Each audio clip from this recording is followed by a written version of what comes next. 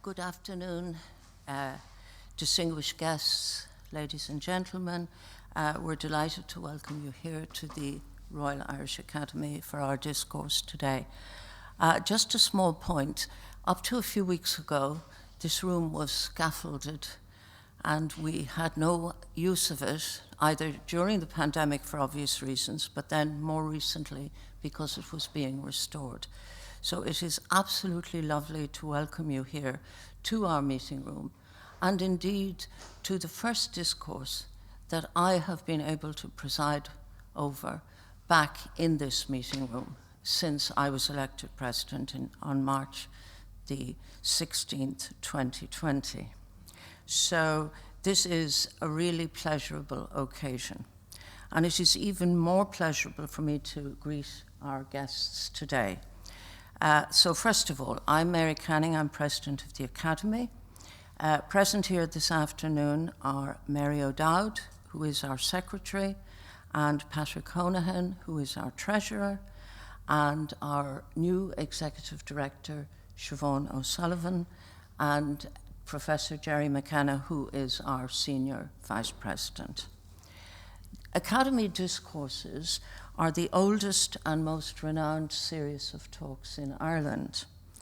The first discourses were presented in 1786, and historically they were the occasion reserved for the most distinguished academics to first reveal and discuss their work in public.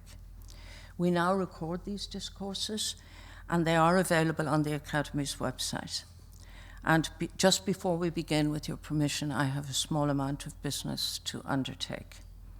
The minutes of our last discourse, 100 years on, Ireland, Finland, New Zealand and Poland, a comparative history, took place on December the 8th, 2022, and those minutes are posted online. Since no members inform us of any issues with these minutes, I will take them as approved, and I will sign the minute book after this discourse. So this afternoon, it gives me great pleasure to welcome Professor Michael Ignatieff and Professor Ben Tonra. Michael Ignatieff is a public intellectual, a university professor, a writer, a former politician. Between 2006 and 2011, he served as MP in the Parliament of Canada and then as leader of the Liberal Party of Canada and leader of the official opposition. Between 2012 and 2015, Professor Ignatieff served as Centennial Chair at the Carnegie Council for Ethics in International Affairs in New York. Between 2014 and 16, he was the Edward Murrow Chair of Press, Politics, and Public Policy at the Harvard Kennedy School. Until recently, he was the rector and president of the Central European University, and he stepped down at the end of July 2021 to remain as professor in the history department.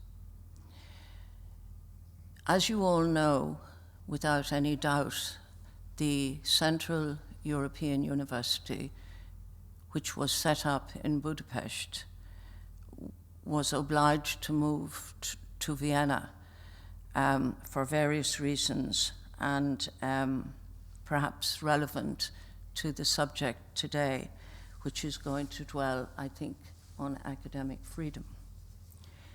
Professor Ben Tonra is Professor of International Relations at University College Dublin School of Politics and International Relations. At UCD, he teaches, researches, and publishes in European foreign, security and defence policy, Irish foreign, security and defence policy, and international relations theory. He worked previously at the Department of International Politics at the University of Wales in Aberystwyth, Trinity College Dublin, and the Centre for Strategic and International Studies in Washington, D.C. Professor Tonra was elected a member of the Royal Irish Academy in 2020 and previously served as the chair of the Academy's Standing Committee on International Affairs. Following the discourse, we will have an opportunity for lots of questions, and based on Professor Ignatieff's wonderful lecture last night at the Edmund Burke lecture in Trinity College. I anticipate we will have a lively discussion.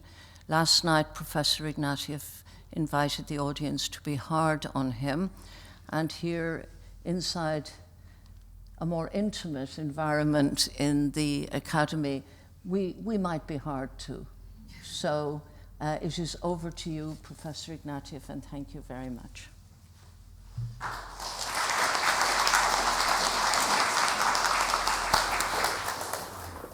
Thank you, President. I hope we're not hard, but we're certainly going to be rigorous. And I really do look forward to the subsequent conversation and discussion. But by way of introduction, I mean, Michael, you're an ideal person to talk about academic freedom, in as much as you have traversed different worlds over your career, academia, into journalism, academia, and into politics. So you bring a particular perspective in looking at the role of universities in modern democracies. Can you perhaps identify some of the themes that have motivated you, or some common themes and threads through that career progression that particularly inform our conversation today? It's a great, tough way to start. I've been in and out of academic life all my life, and impatient with academic life, so impatient that I kind of climb over the monastery wall and have some time doing something else. But I keep climbing back over the monastery wall, back inside. I think it helps me to see why universities matter, especially in the 21st century. All the cliches about us being a knowledge society are true. And universities are the institution that curates old knowledge, look at this, and creates new knowledge, and then teaches students, hopefully at the frontier of new knowledge, and teaches students how to think about knowledge. And this is drivingly relevant to our democratic difficulties now, as everybody knows, because in some ways our democracies are facing what could be called an epistemological crisis, to get fancy about it. That is, public policy depends on, or ought to depend on, Irish people concluding more or less that certain things are true about the health service, or about transport, or about relations with the United Kingdom, or the situation in Belfast. Certain things are either true or they're not. And if you then have a democracy where people saying there really aren't any true facts out there, it's all perspectival, or if every time you enunciate that a certain thing is a fact, someone says that's fake news, democracy itself is in some difficulty, because we don't acknowledge how much a common ground of accepted fact is the basis of all democratic discussion. And universities have a key role in kind of validating what counts as a fact. We're not perfect at it, and inside the academy, as we all know, there's ferocious debates about what is true and what's false, and who's got it right and who's got it wrong. But that conversation inside the academy is vital, I would argue, to freedom outside. We will not have freedom long if we lose the capacity to generate a commonly accepted set of facts that we hold to be the basis of our democratic discussions. And universities are at the center of that. And what is then interesting is the ways in which a certain kind of politician, often called populist, has twigged to the immense power that universities hold in modern society to validate and curate knowledge. And they've gone after us in a very direct and open way, in a way that is new in my lifetime. Michael Gove saying in the Brexit debate, we've had enough of experts, is kind of canonical part of that. An amazing statement from a guy who's university educated and actually in his daily practice kind of respects evidence. But he saw how much red meat it was to suddenly go after the experts, go after the academics. And this is an absolutely standard trope in the populism of left and right across Europe. One of the reasons we were driven out of Hungary was that Orban had absolute perfect pitch for a certain kind of anti-intellectualism in the Hungarian public, which said, what do we need this damn university for? They're all well-paid, spoiled, whiners. So for the first time in my lifetime, the university is in the front line of an attack on our constitutive role in democracy itself. And I think that, to come back to your question, is what I've learned from jumping over the monastery wall and back so many times. But considering the centrality of the university, as you say, in sort of the constitutional and socio-political architecture of the democratic state, isn't it extraordinary that we've come to a pass in which a foundational concept like academic freedom is now perceived, I think, largely in the public space as being elitist, effete, exclusive, and something that is almost marginal to our conversation? Well, I think there's some good reasons why academic freedom is seen exactly as you say. I, by the way, in a long and extremely happy career, have never had tenure. I don't know what happened. I don't get sabbaticals. I've never had a leave. I keep sort of not getting the point of this thing. I've clearly managed my academic career very badly. But anyway, if 30, 40 years ago you asked what academic freedom was in the United States, I don't know about Ireland, people would have said it's the privilege of tenured academics. It means you can't be fired for holding certain political views. Once you're in the tent and you have tenure, that's what academic freedom is. It's a privilege of tenure. And the minute you call academic freedom a privilege, you're wide open to it's the elitist privilege of a unaccountable elite. And I think universities have opened themselves up to that criticism by not explaining to the public as strongly as we should have done that academic freedom is constitutive of the freedom of the entire society. You simply can't have a democratic discussion unless you have somewhere a bunch of academics who have earned tenure or earned institutional security by virtue of their scholarship, taking upon themselves the responsibility to try to the best of their ability, and it'll always be imperfect, to validate what is true and what isn't about a society's problems. And academic freedom's rationale is that social function, in my view. The freedom that we enjoy as academics or members of this academy is contingent on the service that we render to a society. And the service may be very critical. The service may be everything this party believes or that government believes is rubbish, everything that church or that sect or that thing believes is rubbish. I mean, the service can be pretty rough and ready, but it is a vital service because it makes possible a democratic discussion in which someone is asking, is this fact true? Right? Which is the thing that universities, more than any other institution, can and have to do. So academic freedom is not a privilege, it's a right, and because it's a right, it brings with it important responsibilities, even duties of accountability to the society that pays our bills and serves us. And the accountability is very difficult for the society to bear because so much of what universities do is so damn critical.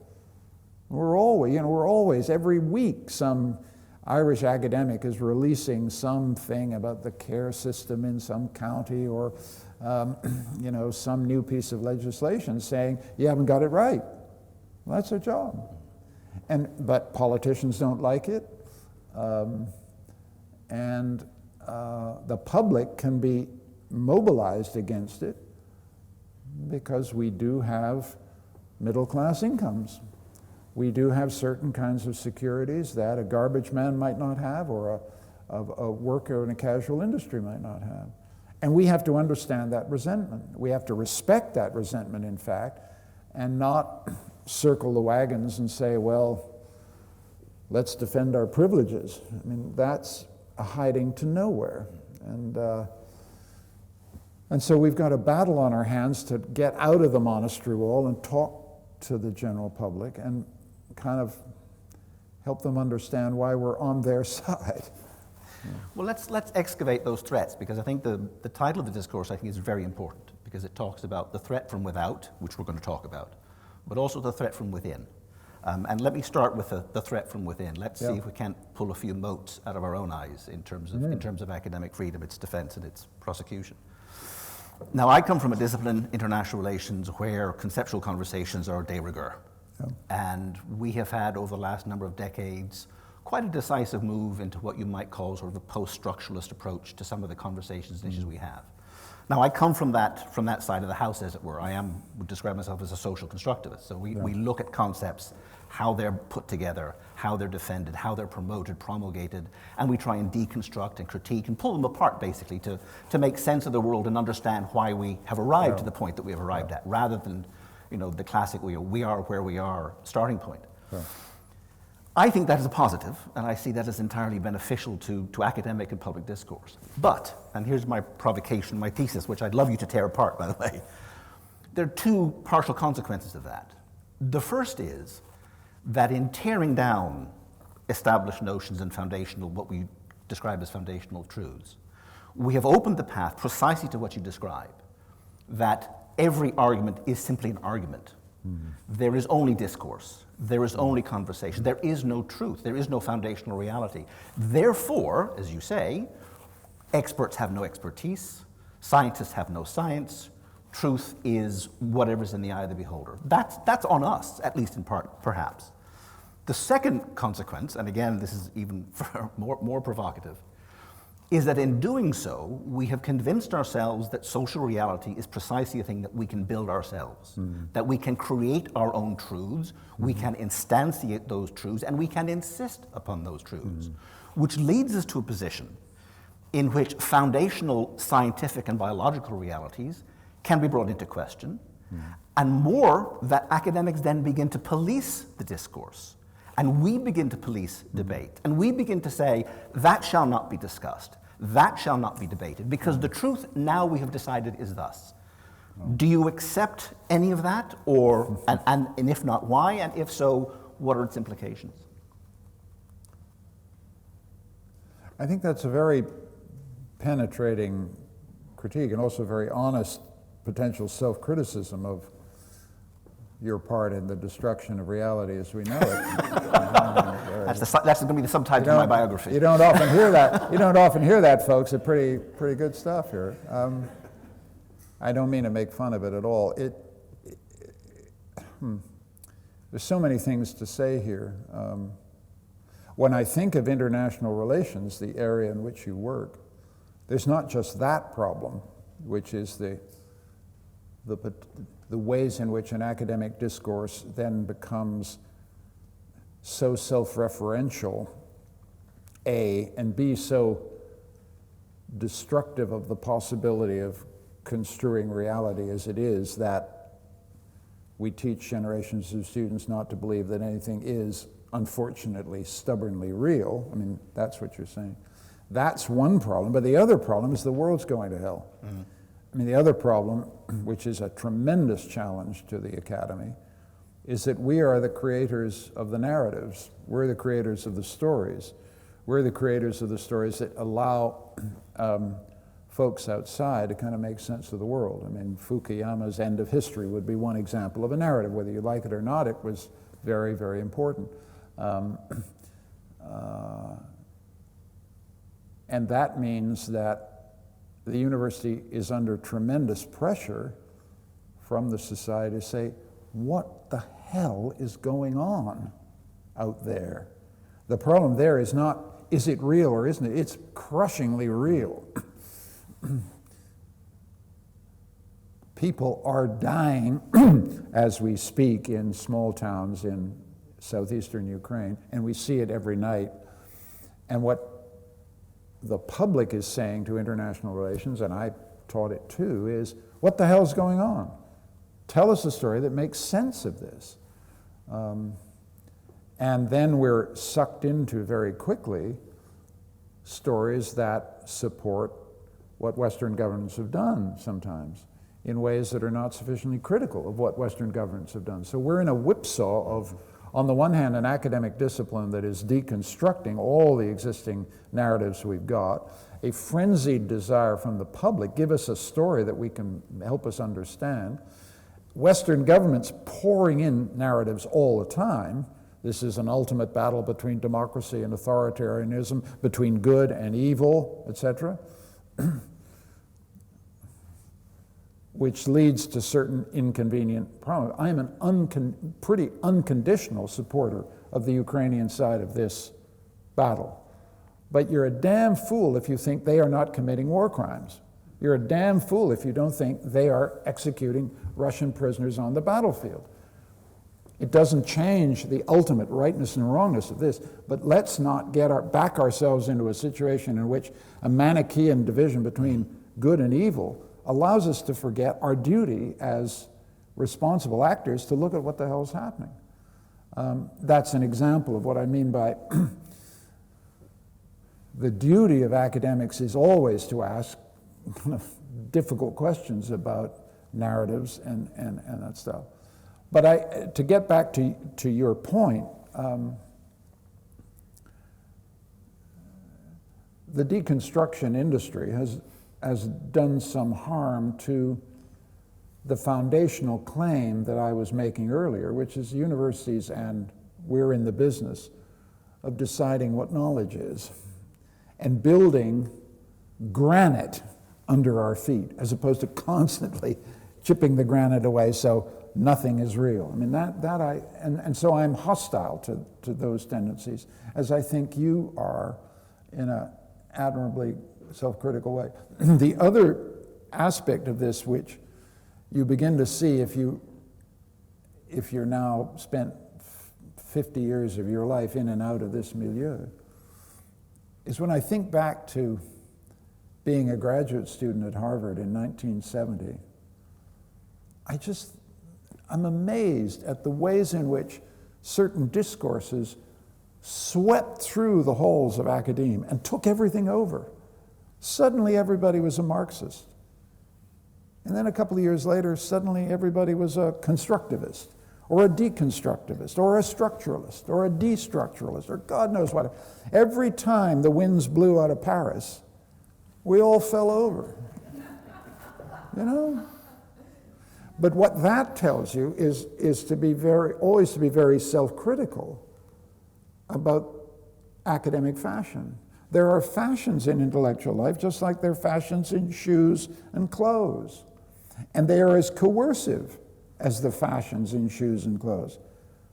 And a vivid intellectual life means standing up against fashion and standing up and saying, unfortunately, certain things are true, certain things aren't. This cashes out because I've done the research, and this stuff is just nonsense. And we do a tremendous amount of purveying of nonsense to young people, and that's not good. And I become, frankly, more conservative as I get older. Some of the old stuff is still the good stuff. So I was lecturing on Burke last night. I want every student who studies politics, liberal, socialist, communist, whatever your persuasions, to read Edmund Burke's Reflections on the Revolution of France. Boom! You know, so that's my response increasingly. It's a kind of, let's get back to the basics. Let's get back to the texts that never disappoint. Let's always give them a hard time. Shake Burke upside down, turn him around until the coins fall out of his trousers. But We can't have an education unless we pin it on certain pillars that just have stood the test of time. But how do you chip and foundation at the same time? Where's your red line? Who constructs the balance? How do we construct a balance between a necessary critical interrogation of so-called realities and truths, which empower the privileged, versus everything becoming relative, truth not mattering a whit to anyone, and you arrive at a situation where you have a scientist who spent 30 years of her career studying climate change, faced in a studio with a know-nothing, who simply has read, the latest something off a cigarette packet, and those two are presented as equal sides of a debate. How do we get to that pass? Blame the media, blame 3-minute culture, blame the shrinking of our attention spans. But there's something for us to look at, as academicians in that. Well, it's easier to blame the guys outside, no question about it. I began by saying that we have an epistemological crisis in our democracy at large, and I think we're saying that we have an epistemological crisis inside. And your question is very challenging. I guess my answer, again, is a rather conservative one. When I've returned back to being a historian again after a sort of period of promiscuity. I've come back into the monastery. And I see how a good discipline, an old discipline, solves this problem. Tremendous amounts of methodological debates about how you do history. And they're tremendously interesting debates because this is such an urgent question in the public. Do you tear down this statue or don't you?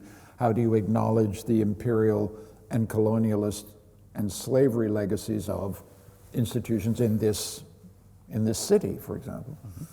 And so history is not off in the mildewing archives, it's right on the front line. But when I see a discipline doing it right, every day it's kind of sifting through the new books that comes in, sifting through its curricula, deciding this stuff has seen the test of time, this stuff seemed a kind of fashionable instinct that hasn't really lasted, hasn't really proved out. People come back from the archives to say, well, actually, that interpretation just wasn't sustained by the archival research we did. It's boring, it's minute, it's kind of pedantic. The seminars sometimes drive you crazy because you don't know what they're talking about, but they're doing that. What they're doing is creating a kind of granite. This is proved out, this hasn't. I really am a pretty, I don't do much of it myself, but I am an empiricist. I think certain things turn out to be true and certain things turn out not to be true. And in history, the test is in this stuff here. You've just got to get them down off the shelves and do the hard graft. And that's how you get granite. The metaphor of granite may not be quite right. I'm looking for because you're constantly, maybe it's a parquet floor or something. You're constantly picking up a piece of wood that's kind of a little bit duff and tossing it outside and putting a new piece of parquet down. But it is parquet, damn it. It's not going to fall through. Do you know what I mean? I think that's, and so this is about a kind of positivist answer, but the reason we have academic disciplines, and the word discipline is key here, is to sort the wheat from the chaff.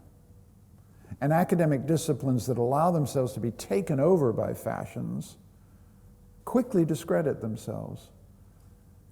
And academic disciplines that stubbornly sit there and try and sift the wheat from the chaff, book by book, argument by argument, thesis by thesis, do give you this sense of there's flooring. And if we stick to that,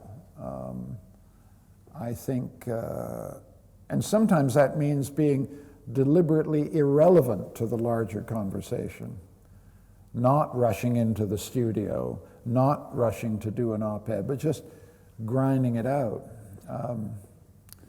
That's the best I can do as an answer to the question. How do we avoid? I mean, I love the idea of the parquet or mosaic. You know, I have in my head now. I'm looking at thinking of Roman mosaics on the floor as the foundation. Right. But how do we avoid that becoming the study of dead white men? No.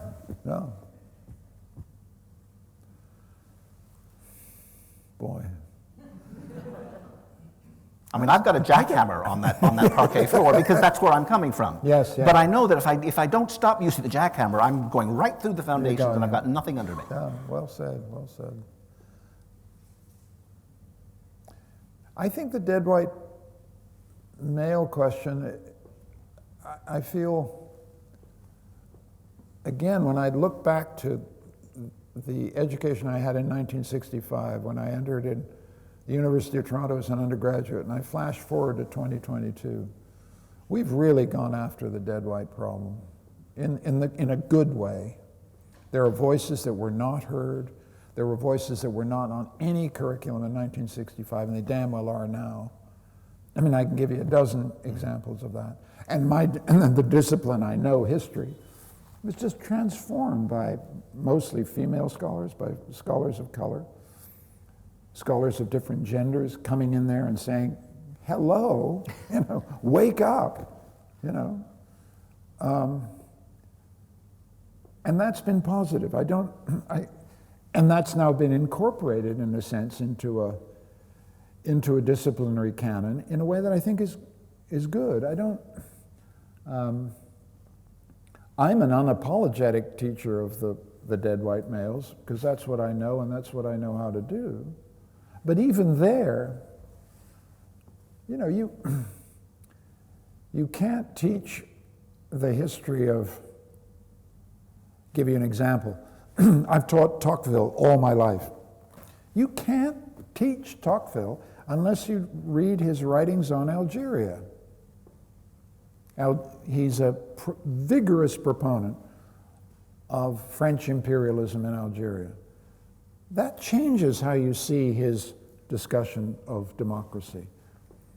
The democracy that Tocqueville believes is the European destiny is not available to North Africa.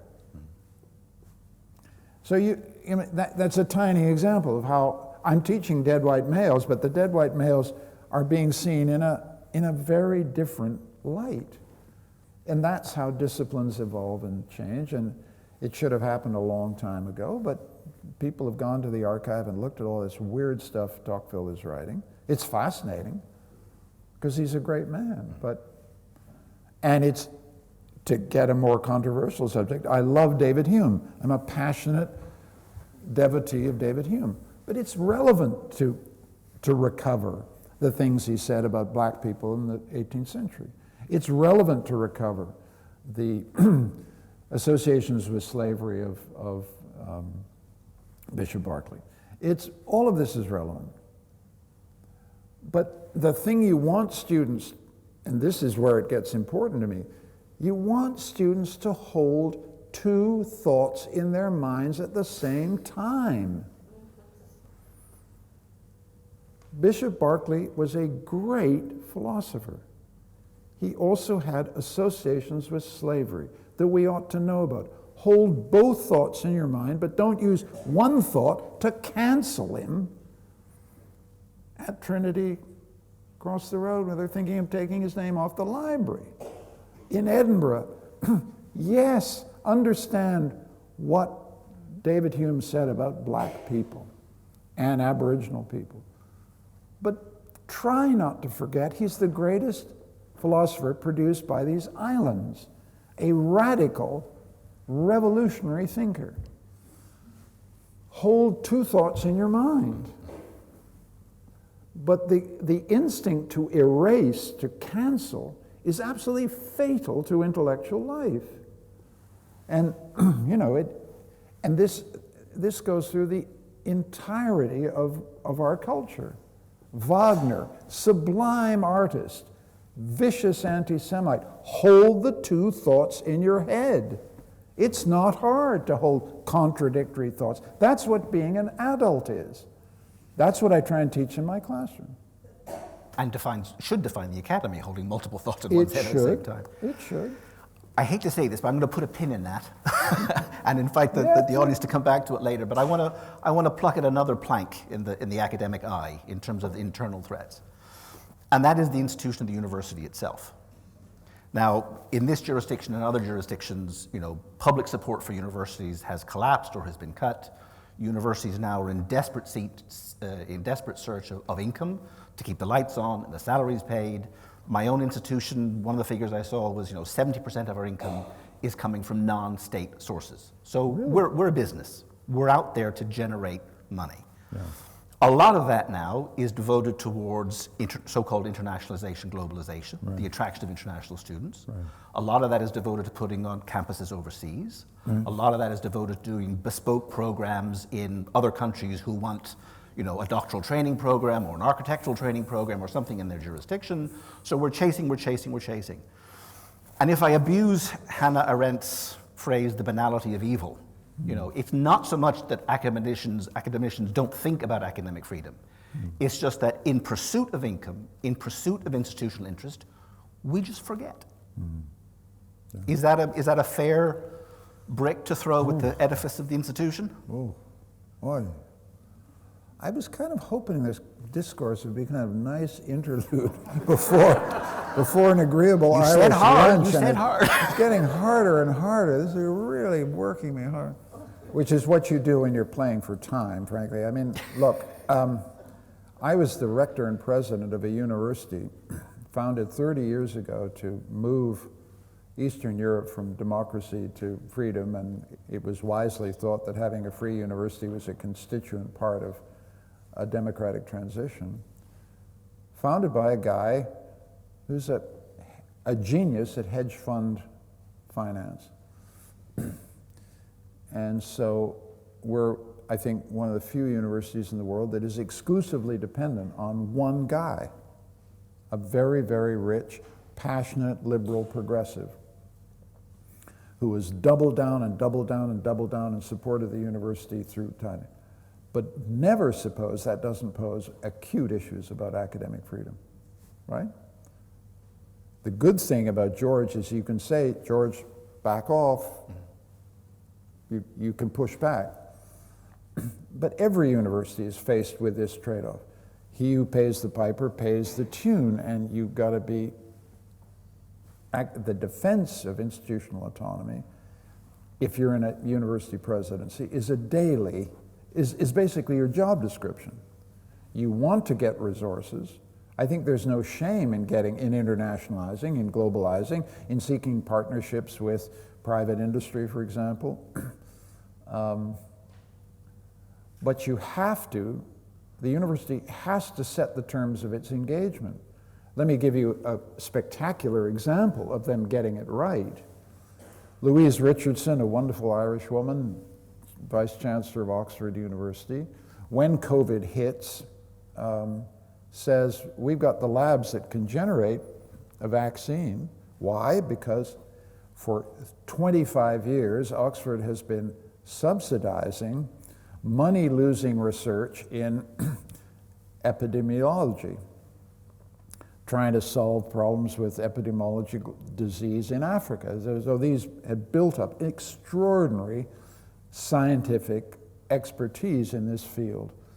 And it was that created the possibility of a very fast response to the crisis. But then she did the thing that I think is crucial. She said, we need to get this thing to market quickly, and the only people who can get it to market are AstraZeneca or some big pharma. And instead of listening to all the Oxford academics saying, don't do a deal with big pharma, said, yeah, we're going to do a deal with big pharma, but we're going to set the terms of the deal. And the deal said, you've got to sell it at cost, and we've got to get a revenue on we've got to get a royalty on our intellectual property, and we're going to use that to fund epidemiological research and biological research. Now, I don't know all the details of that deal, but that's a university not selling out to big pharma, but creating a relationship of equals which understands what the university has, which is unbelievably valuable IP. And if you've got unbelievably valuable IP, you'd be a damn fool not to leverage it to get income, but you must then do so in such a way that you don't have big pharma walking all over your lab saying we're going to fund this, we'll fund that, but we won't fund that. I mean, so this is the world we're in. It's big time. And Louise, I think, understood what the stakes were, and I think has made a transformative deal that will affect how we go. Now, you look at some other issues where I'm much more troubled. You talked about internationalization and the creation of campuses overseas. I just wouldn't set up a campus in China under any circumstances. I'd close the ones down that we've got, because you can't operate in that environment freely. You just can't. I mean, the Schwarzman scholarship program, Schwarzman created what was at the time a wonderful idea, which is, brilliant graduates from around the world get to spend a year in China on Schwarzman's dime. Well, Schwarzman sets up a college, a linkage with Tsinghua University, and I've talked to the students who've come back from Schwarzman, and when they go to their Chinese supervisors and say, well, actually, I'm an MA student, and what I'd like to do is go to a Chinese provincial hospital and look at healthcare delivery. And there's a long pause, and they say, well, not really. You're not going out of Beijing. You're not going into a hospital to do what you want to do. Well, if that's what's happening, then you can't operate in China. And you're a fool to think you can. And you can't make compromises that make this right. And some of it is grotesque. At NYU Shanghai, what students there notice is that there's always a crowd around the entrance to NYU Shanghai. And it takes you a while to realize that what they're doing, and these are young people crowded around the entrance to NYU Shanghai, is they're holding up their cell phones to capture free Wi-Fi that you can only get at NYU Shanghai. The minute you're 150 yards away, you're into the internet-controlled zone of the Chinese People's Republic. Well, if those are the terms of internationalization, I don't want to touch it. I mean, let them come here. But then, if they come here, here's the other thing.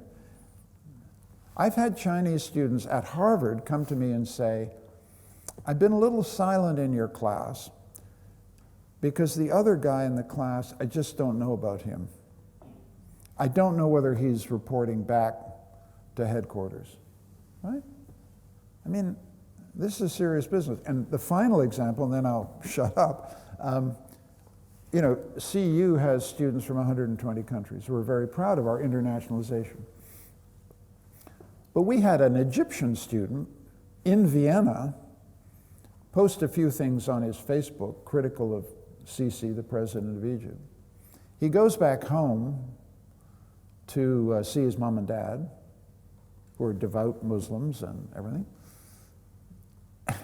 And when he gets to the airport, the police pull him aside and say, show up at the police station tomorrow morning. He shows up at the police station and spends 2 years in jail for, get this, internet remarks posted in Vienna, right, on a website.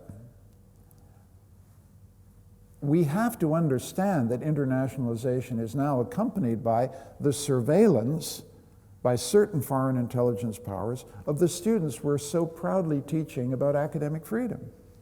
We just have to be aware of this. I mean, I want to have Egyptian students in Europe. I want to have Chinese students in my classroom. They're always terrific.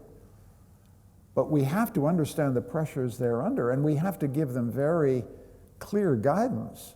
At CU, we want to tell all of our students, watch the hell what you put on Facebook, because someone else is watching you. Well, these are the dimensions of what we used to think was just unproblematic. The globalization of international education was a money spinner for European institutions of prestige like your own. And now we're discovering that we're caught in the entrails of authoritarianism. And we have this congenital inability to understand that authoritarianism is not out there in some faraway country of which we know little. In the 21st century, it's in your classroom. We've brought it home. Yeah. We brought it home. I mean, you know, you want to get real and talk about examples. I mean, and this is within the Irish jurisdiction, not within any particular institution. But I'm aware of a colleague who was forced to change her textbook. I'm aware of a colleague who was asked to give a public apology for a lecture in which things were said which a few students in the audience felt offended by in terms of politics. We've had colleagues who have written articles, and foreign companies have secured meetings with our defense department to complain about what was written in the particular article. I know of a colleague who was doing a course, shall we say, on anti-discrimination, and was told to remove all references to gender and all reference to sexuality in terms of discrimination. We have an institution which, according to reports, detabled a nomination for an honorary degree because of the sensitivities that would raise with a major power, which shall remain nameless, and what implications that might have for the institution. So what you're saying, you know, resides here and within, and is a function, as I said, not just of nasty external pressures on universities, but we're generating this ourselves. Inside, no. And I'm just, again, I'm searching for what's the resolution, because if you look at other areas of the university, if you look at research, if you look at equality, diversity, and inclusion, if you look at globalization, you know, you have an entire infrastructure within the university dedicated to that purpose. Mm-hmm. Who the hell looks out for academic freedom? Mm-hmm. And the problem I have with your example of Louise Richardson is Louise Richardson. Mm-hmm. I don't know that every university has a Louise Richardson. Mm-hmm. I know, in fact, that a lot of universities don't. Mm-hmm. So who guards the guardians? Mm-hmm. You look at Australia now. I mean, they've introduced legislation, or they felt they'd had to introduce legislation to prevent Australian universities entering into international agreements that are contrary to Australian foreign policy. That is not something that I look forward to. That's not something I want to see. But if we don't do it, who the hell will? And who's the we there? Because final point before I come back to you, you know, and I'm conscious of the irony of two white middle-aged men having this conversation in front of this audience. But academic freedom means a lot to us. But does academic freedom mean a lot to an untenured junior colleague? Does academic freedom mean a lot to a woman of color? Mm-hmm. Does academic freedom mean a lot to a colleague in the global south? Mm-hmm. And my fear is that sometimes this conversation surrounding academic freedom becomes, precisely you said at the outset, a defense of existing privilege, rather than something that is an enabler and a facilitator of dialogue, conversation, and truth. Mm. Well, on that point, academic freedom matters most to untenured junior colleagues. It matters most to women of color. It matters most to people of different plural forms of gender. That's precisely what these institutions must and should protect. But they're not in a position to defend it. And haven't. They're in the weakest position. Those who need it most are in the weakest position to defend it.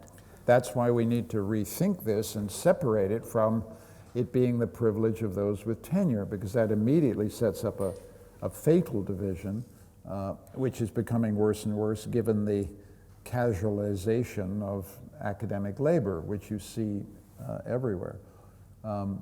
So we need to democratize our conception of academic freedom inside, and we need to make the case for it outside, and we haven't done either. And there's no architecture to do that. As I say, with equality, with research, we have an architecture in university to do that. Academic freedom, it's everything, but it's nothing. Mm. Well, we're doing a little bit right now. This is being broadcast, hello? We're doing it room by room. That's all you can do. Having conversations as searching as this seem to me extremely important. It's not just blah, blah, blah. It's part of the process of understanding what the hell we're faced with and understanding what we do about it. So I'm not I'm not pessimistic. I'm not pessimistic mostly because I think one of the ways to understand the academic freedom issue is that universities are very slow to understand the transformation of our situation in the last 70 years. We are among the most powerful and important institutions in the modern world. The attacks upon us, the pressures upon us in a democratic society and from authoritarian society is a testimony to the realization that everybody has that our knowledge is the key source of the economic creativity and productivity of the entire society. We train the entire future of our societies, for better or worse. Our education function is critical. Our knowledge production function is critical. These societies depend much more than ever before on this kind of knowledge. And it's therefore little surprise that everybody's coming at us. And there's little surprise that when we do these complicated partnerships with private industry, with whatever, and there's little surprise that governments are saying, because we're extremely expensive, are we getting value for money? It's absolutely appropriate for governments in Ireland to say, what have you done for us lately, frankly? And we have to have a very good story. And it's a story that has to be, it's a tough story because it has to say, on the one hand, listen, government, we're going to do a lot of useless things, first of all, that have no conceivable benefit to you whatever, things like pure science. We're going to have some nutbar doing, investigating photons and neutrons and protons. Some of the science is impossible to sell to government because it's so abstract, so impossible to understand. And then the other thing we're going to do is we're going to give you a very hard time. We're going to have people like you criticizing us all the time.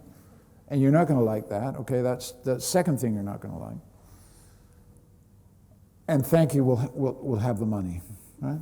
I mean, it's a tough sell. It's a tough sell. But we have to do it because we have to say, let's get up above this and understand what Ireland, Britain, any country actually wants. You really want to have world-class universities. You really want to have it. It is crucial to Ireland's future. And then you lay out why that's the case. And so you're not going to like a lot of what we do, but if you want world-class universities, you have to do two things. You have to give us sufficient institutional autonomy over our curriculum, what we teach, how we teach, when we teach, who we teach, the institutional autonomy piece. And you have to allow us the academic freedom to set and define our curriculums, to set and define what we teach, and to set and define what we say in the public prints. That's the deal. If you want world-class institutions in this Ireland, this is what you have to have, okay? Right? And it's going to be rough and it's going to be bumpy, but that's the ticket. And every international study of this confirms that that's what you have to do. Institutions that are enslaved to government are inevitably mediocre. Institutions where ministers tell you what to think and what to do and what to fund are mediocre, right? So, wakey, wakey, that's the conversation you have to have. And the other thing, and this is a very elitist play and not bound to be popular, but I believe it all the way down, we are among the oldest self-governing institutions in the world. I was in Padua for a little holiday with my beloved about 3 weeks ago.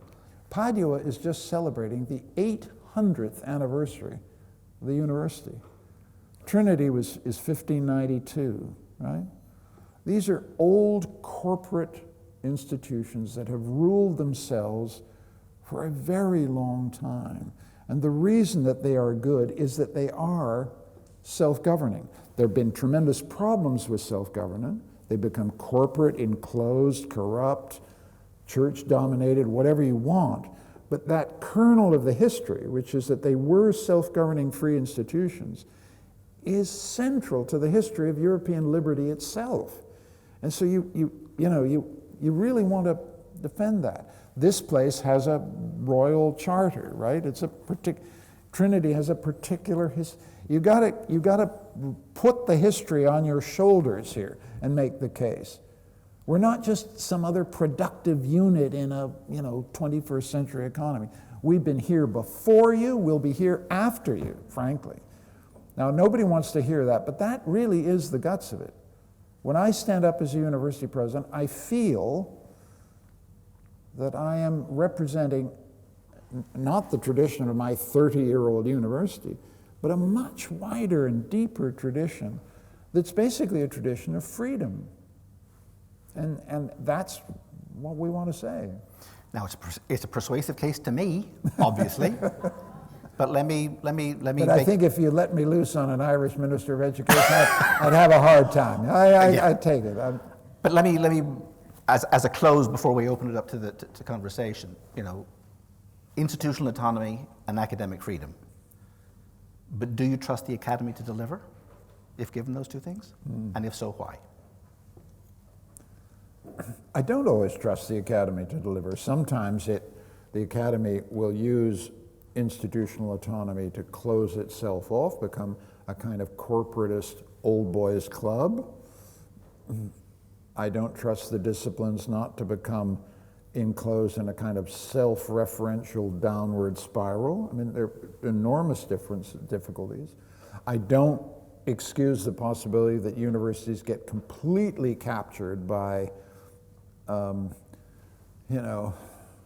woke progressives, canceling lectures that they don't want to hear. There are all kinds of internal dangers, and we really have to fight this stuff, because this provides the enemies of free universities the pretext they need to hit us hard. And you see this very strongly in the United States.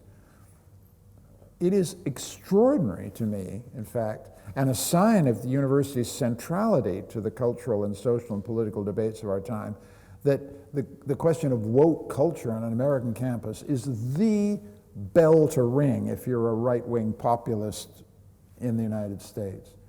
You'd think, who cares what the hell they're doing at Princeton or Harvard? And yet this is the issue to plug away at if you want to win votes in Ohio, for God's sake.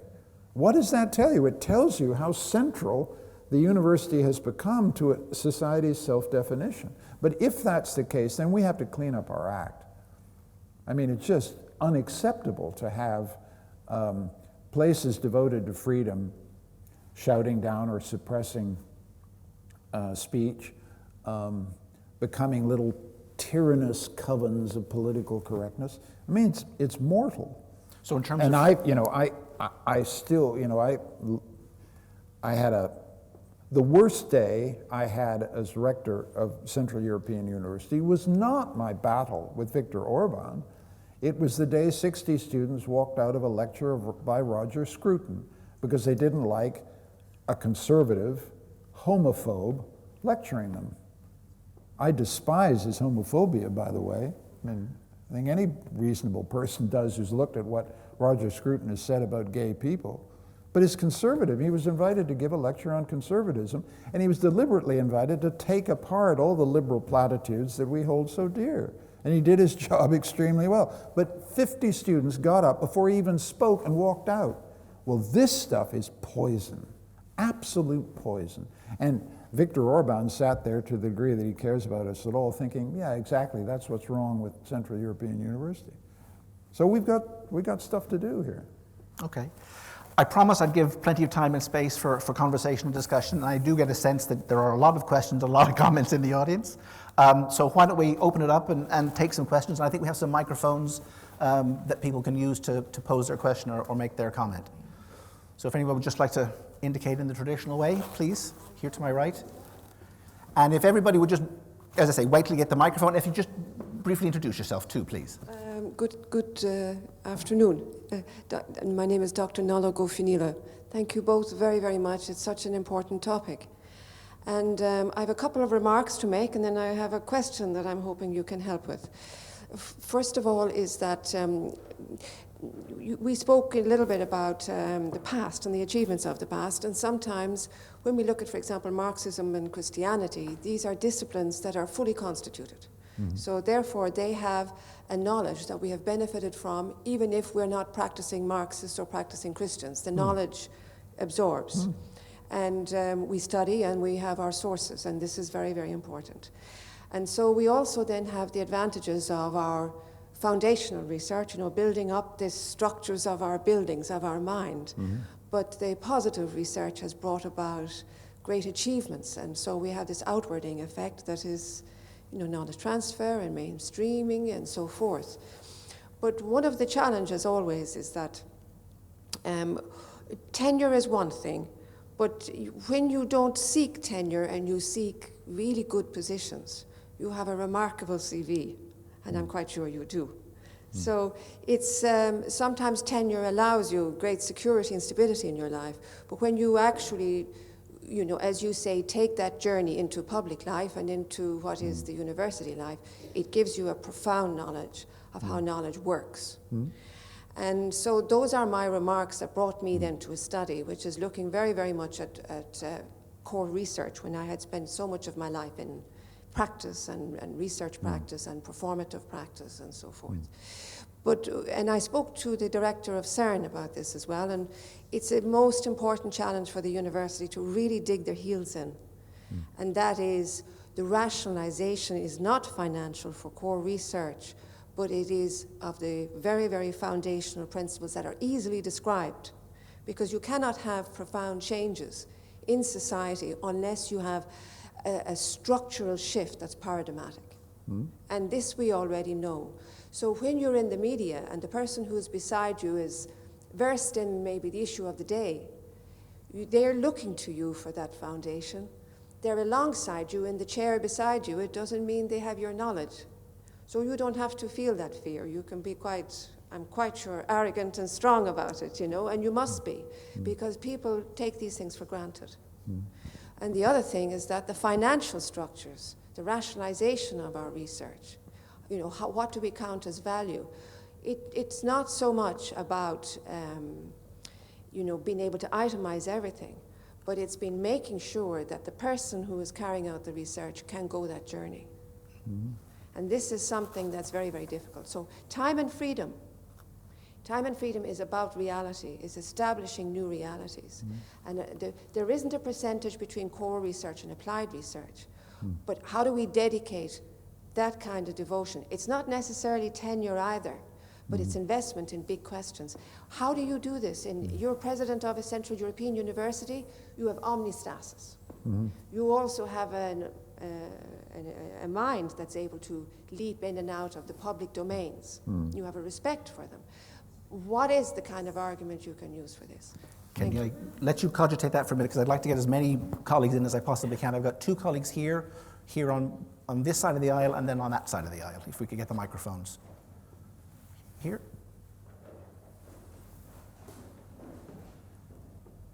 And then just two rows back. Great, thanks. My name is Alex Tukalski. I'm in the School of Politics and International Relations at University College Dublin, and I'm also the Academic Freedom Officer, which is a newly created post in the Political Studies Association of Ireland.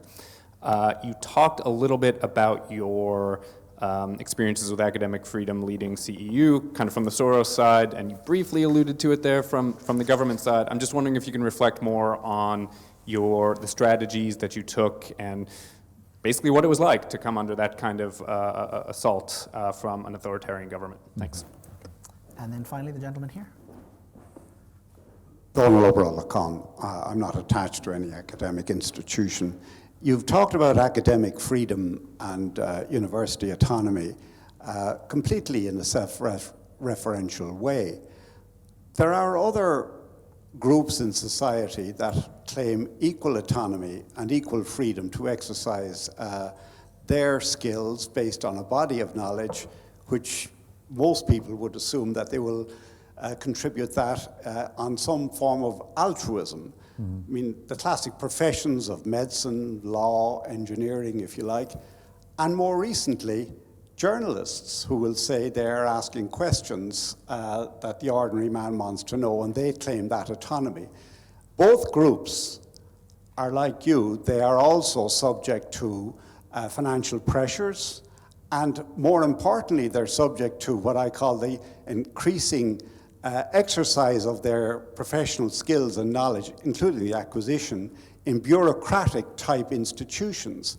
And you get controls coming in that limit this by, say, manpower control frameworks. So do you ever compare yourselves to these other, I'll use the word professions, that are based, and if so,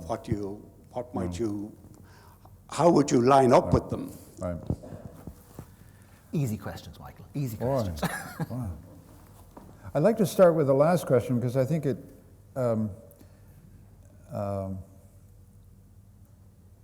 points out, you said that our discussion was self-referential, and I think that's a good criticism.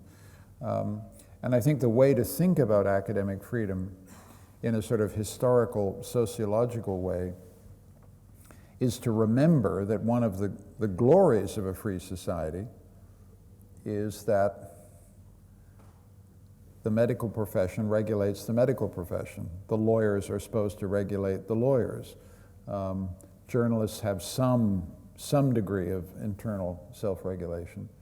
And in a free society, you absolutely do not want the government telling you what a doctor should be. I mean, the doctors have to decide what medical qualification looks like, and they should discipline doctors who fail. Ditto with the lawyers, the law societies around the world. And in a free society, you have this distribution of credentialing, disciplining, entitling various professions. And you ought to see academic freedom within that sociological context.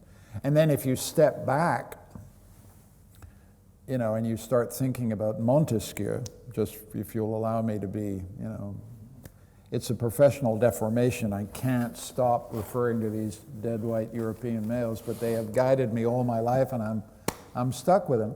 But Montesquieu, when Montesquieu defined what a free society was, he kept talking about les corps intermédiaires.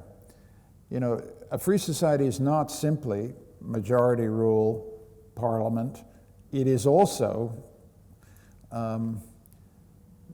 self-regulating professions that are proud of what they do, have an obligation to fulfill to a society, but have the right to determine the terms and condition of entry into those professions. They often misuse that. I mean, to give you a little example, one of the scandals in my country, Canada, we're a multicultural society and we're constantly bringing in 1 million people a year, but the doctors are very, very careful to keep foreign credentialed doctors off the medical list. So that's an example of abuse, in my view, of that credentialing function. But in a free society, you absolutely want to have independent institutions that credential and authorize certain kinds of knowledge. Doctors, lawyers, university professors. So I think you're absolutely right. And it's one way in which I think we can make some friends by making the other professions realize that we're all in the same business of defending a certain vision of a free society. That, I think, what I would say. As for the second question about what it was like to deal with academic freedom, I think I've said something about my relationships with George Soros. I count myself lucky that he's the kind of guy who you can say, no, wait a minute, this far, George, and no further. And that's enormously to his credit. But it's very uncertain. I mean, he's enormously wealthy and therefore enormously powerful, and it's difficult to say no, but you have to sometimes. And I think every university president who deals with a big donor is in that situation. And instead of saying, yes, sir, thank you so much, what can we do for you? You have to say, here are the conditions under which we can accept your gift, and if you can't meet those conditions, we can't take the gift. Think about Johns Hopkins. Bloomberg, who graduated from Johns Hopkins, Bloomberg has given them, $2, $3, $4 billion. Well, Ron Daniels, the president of Johns Hopkins, his duty is to tell Bloomberg this far and no further. We're going to use the money for this, but not for that. And that's what the defense of institutional autonomy comes down to in relation to rich donors. As for Orban, that part of my life, I think the thing that would be relevant to an Irish audience is that, to a degree that I think European audiences do not appreciate, there is no legal language in the European legal legislation that explicitly protects and defends academic freedom. So the European Commission and the European Parliament have no levers, no institutional levers, to force a member state to stop infringements of academic freedom. To a degree, again, that Europeans don't appreciate, the values that Europe is supposed to instantiate in terms of democracy and freedom are not in treaty law. What's in treaty law is commercial law. The EU is a commercial operation. And so when our case about violations of academic freedom went to the European Court of Justice, the European Court of Justice had a real problem. There was no law that they could turn to deal with a situation in which a member state expelled an academic institution which met every criteria of academic performance, but was being expelled for transparently political reasons. And what they did was they used commercial law. They said that Orban had infringed our right to set up a business. University is a business. We're a corporate entity. We were thrown out of a member state and deprived of our right to exercise freedom of trade. But everybody in this room needs to understand, in other words, that if some abomination happened to academic freedom in Ireland, God forbid, you look around European treaty law, you're going to have to use commercial law to defend yourself. So that would be one hopefully relevant comment to make. As for this very searching set of thoughts about co-research and European sponsorship of research, and you referred to CERN and stuff, that's tremendously above my pay grade. All I would say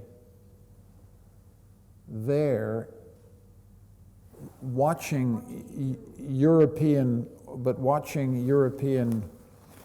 research decisions at the kind of, at the platoon level as opposed to the general level, is that, yes, European member states and the Commission and the European institutions are creating very large envelopes for research funding, and it's a constant struggle to ensure that all the useless things, like the humanities and other things, receive adequate funding, because big science is pulling huge amounts of research resources.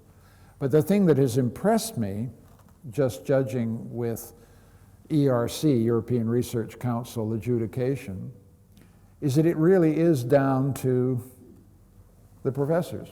It really is decided, the allocation of grants is decided. Now, there's a certain amount of countrywide horse trading. I mean, to to give you the flavor of this, one of the reasons, frankly, that Central European University did so spectacularly well in ERC funding applications is that there weren't too many applicants from Hungary who made the grade. So I won't deny that your position in Europe sometimes can play to your advantage, and I'm sure the canny Irish will play that to the max, for example. But that apart, and apart from the enormous pressure that the big government funders have in structuring these envelopes, the actual allocation seems to me to meet the criteria of academic freedom. That is, that it's done on academic merit, and that's an enormously good thing and must be protected and defended at all costs. Another round? Other questions, comments from the floor? Please, first one here. And also in the front. So yeah, please start with yourself, yeah.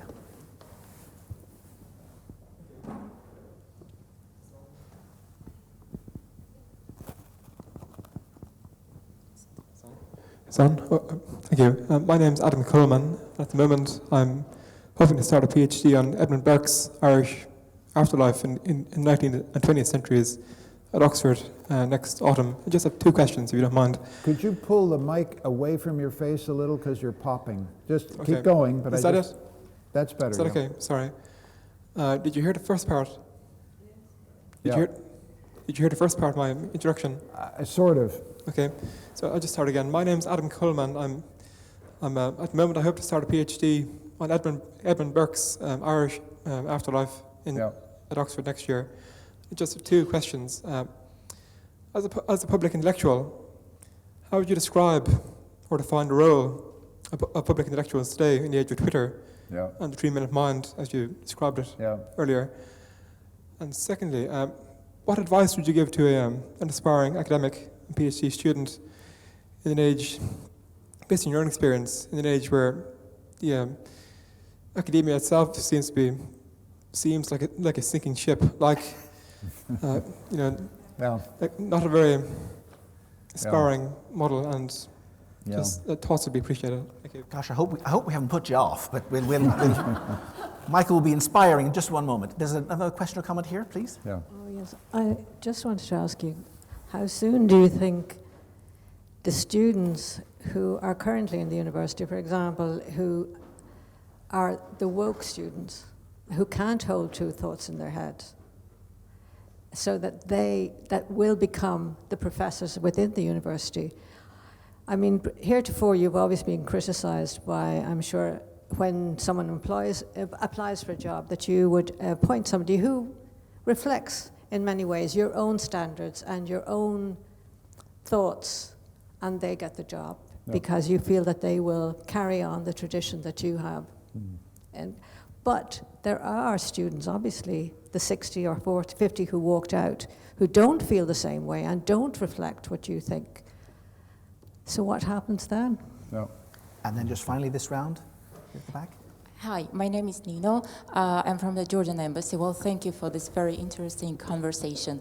As the academic freedom is very crucial in every learning in school and university and around the world, my question is, how can we all protect that academic freedom from the propaganda and from the disinformation? Thank you. Mm-hmm. Again, easy questions, Michael. Oh, boy.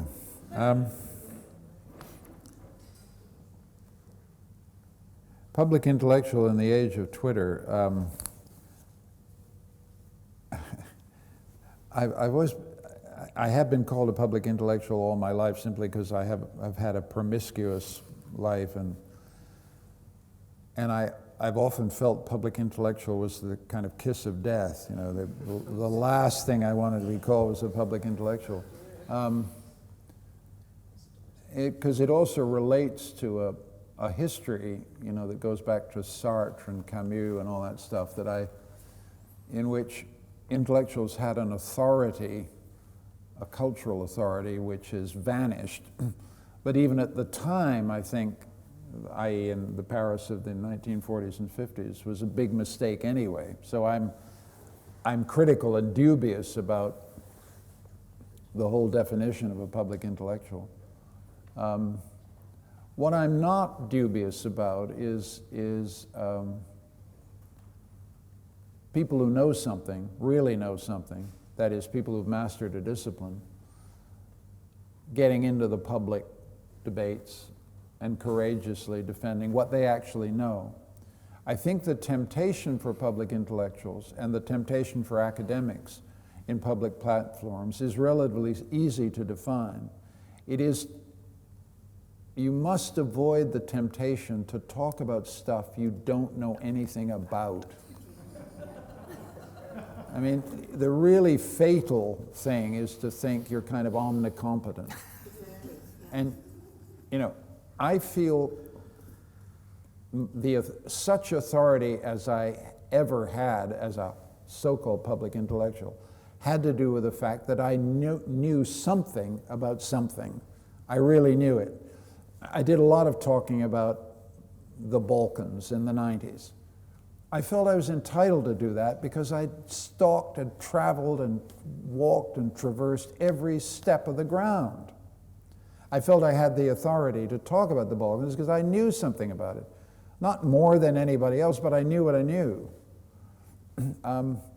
The fatal temptation is when you go from that to start talking about stuff that you know.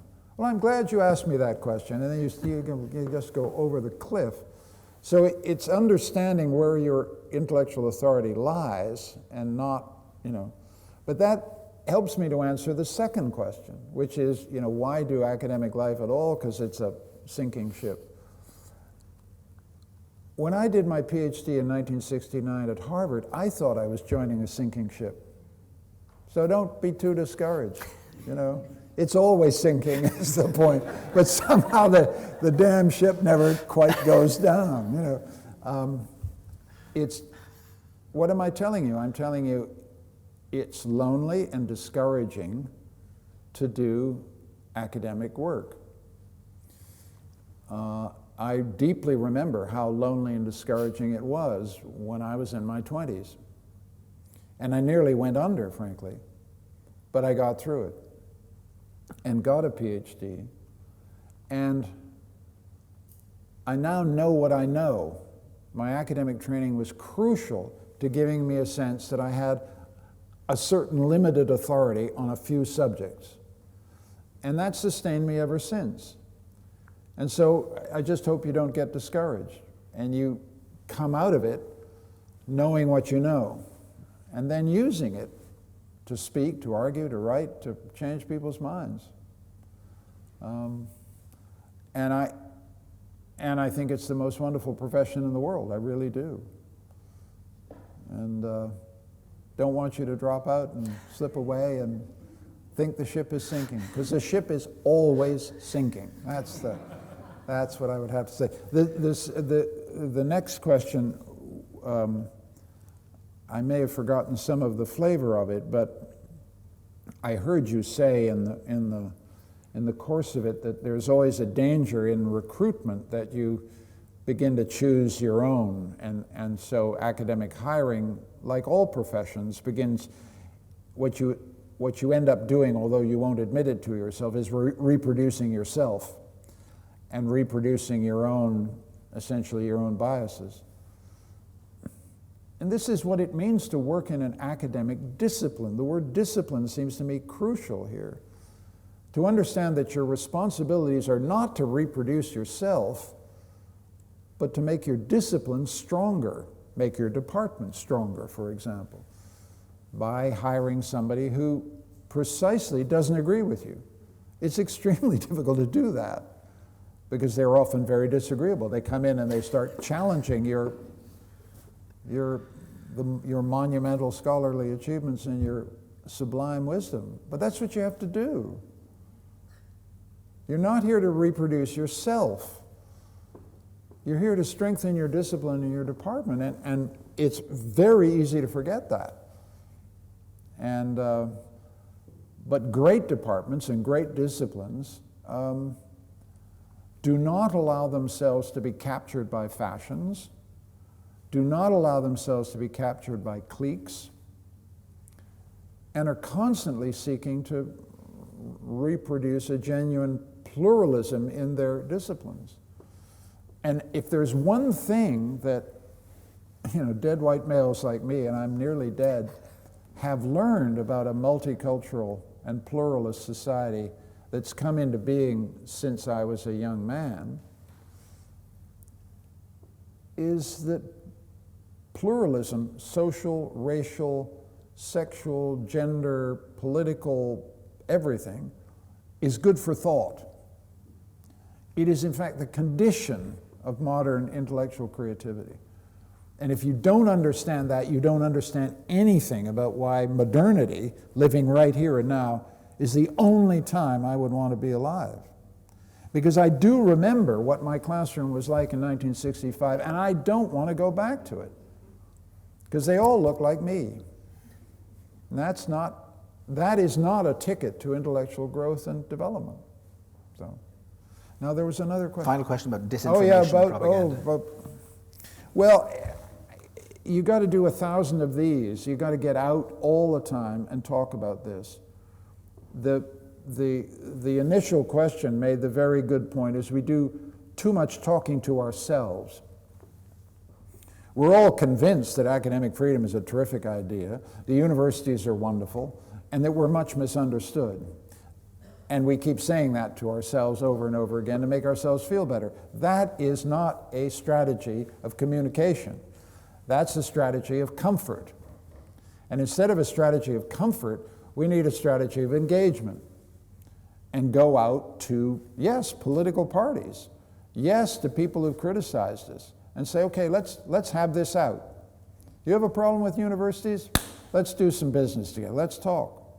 It's the only way to go. And then constantly, when you see fake news, when you see propaganda, when you see disinformation, use the social media to call it out.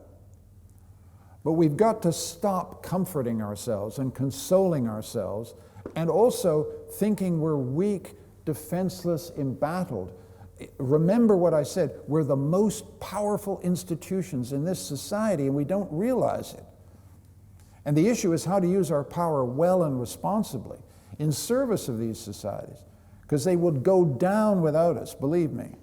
Just think about COVID. I mean, that's why I used the Louise Richardson thing. Where did the vaccines come from, for God's sake? They came from our labs. And there's no more dramatic demonstration of why we matter. And so we have to say this over and over, and not to ourselves anymore, but out to the world. Thanks, Michael. Before I hand over to the President for closing remarks, just my own personal thanks to you for coming today, for having this conversation, and thanking you particularly for your engagement. And I know it's a bit of a cliche, but this is not just a conversation that needs to be continued, but there needs to be a plan of action. And I think scholars and the Academy need to think about what we actually do about this, rather than talk amongst ourselves about this. But maybe we'll have that for another day. Please, President.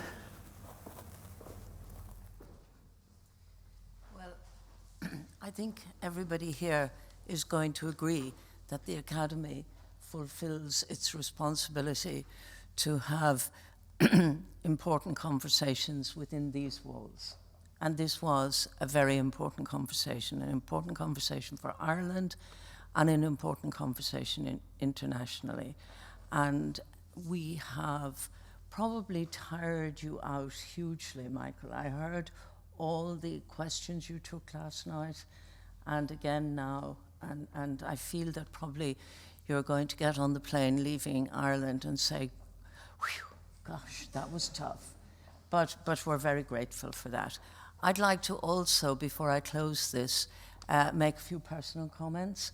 This is a very important time for us, and I think I mentioned this to you last night, because there is a bill going through our Parliament at the moment, which, in the view of many academics, severely limits further the autonomy of our higher education institutions. And we have fought, and no matter how much we've tried, we have not convinced our politicians. So that's a bit of a failure here. But I think we'll still keep going. I'm sorry you didn't meet the minister. That would have been a very, very good discussion, I think. On a personal note, I would also like to say that I truly enjoyed your wonderful book on consolation, which I read 3 or 4 months ago.